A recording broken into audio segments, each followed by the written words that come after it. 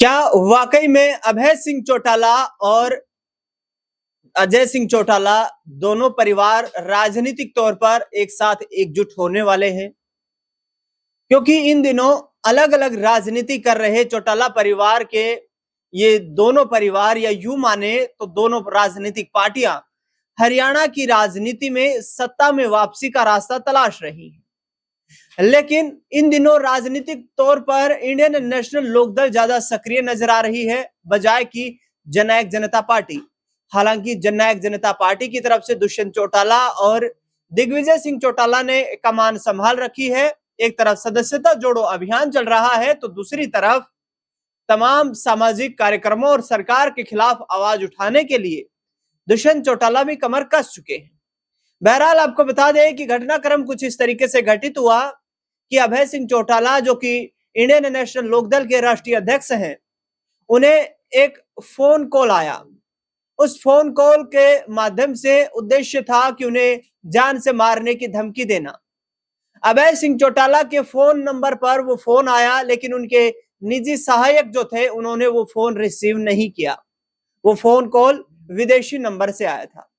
कुछ मिनट के इंतजार के बाद उसी नंबर पर दोबारा से एक भारतीय मोबाइल फोन से उन पर फोन आता है। उस फोन कॉल को भी उनके निजी सचिव के द्वारा रिसीव नहीं किया जाता है, जिसके बाद धमकी देने वाले आरोपियों ने अभय सिंह चौटाला के बेटे करण चौटाला को निशाना बनाया और करण चौटाला को एक वॉइस नोट भेजा गया। इस वॉइस नोट में करण चौटाला को सीधे तौर पर यह धमकी दी गई कि करण, तुम अपने बाप अभय सिंह चौटाला को समझा लो, वो जो जिस तरीके की राजनीति कर रहा है वो ठीक नहीं है, वरना उसका वही हाल हो सकता है जो बहादुरगढ़ के नफे सिंह राठी का हुआ था।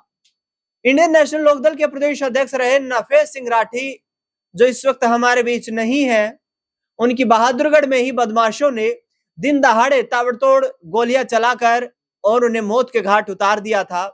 और उस मामले को अभय सिंह चौटाला के द्वारा अभी तक लगातार उठाया जा रहा है कि नफे सिंह राठी के आरोपियों को जल्द से जल्द हरियाणा राज्य सरकार और हरियाणा पुलिस पकड़ने का काम करे, लेकिन सरकार कहीं ना कहीं इसमें कामयाब नहीं हो पाई है।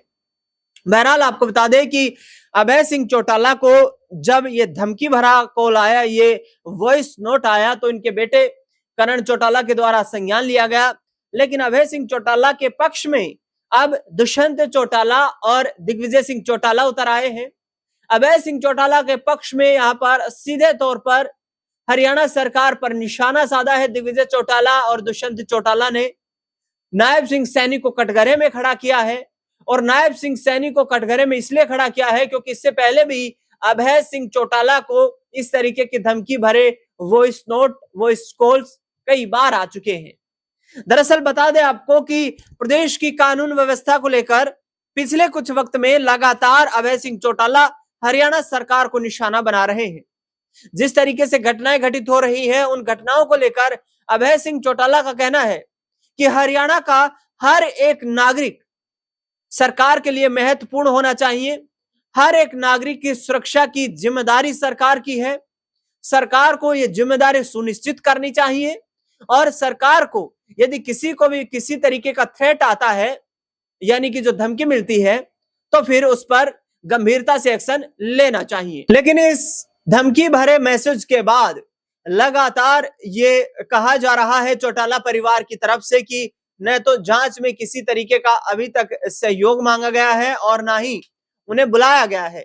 हालांकि इसकी शिकायत चंडीगढ़ स्थित सेक्टर 3 नंबर थाने में दी जा चुकी है और पुलिस से उम्मीद कर रहा है चौटाला परिवार कि जल्द ही पुलिस इन अपराधियों को गिरफ्त में लेने का काम करेगी और जो धमकी भरे मैसेज और कॉल्स आ रहे हैं उसके आधार पर अभय सिंह चौटाला की सुरक्षा सुनिश्चित की जाएगी, उनकी सुरक्षा के पुख्ता इंतजाम किए जाएंगे।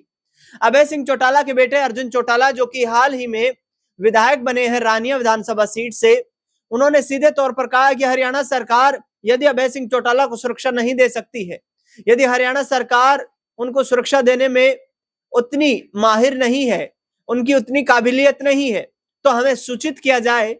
हम अपने निजी तौर तरीके से अभय सिंह चौटाला के निजी सुरक्षा कर्मियों को हायर करेंगे, जिससे कि आने वाले वक्त में उन्हें किसी तरीके की जान का खतरा ना हो।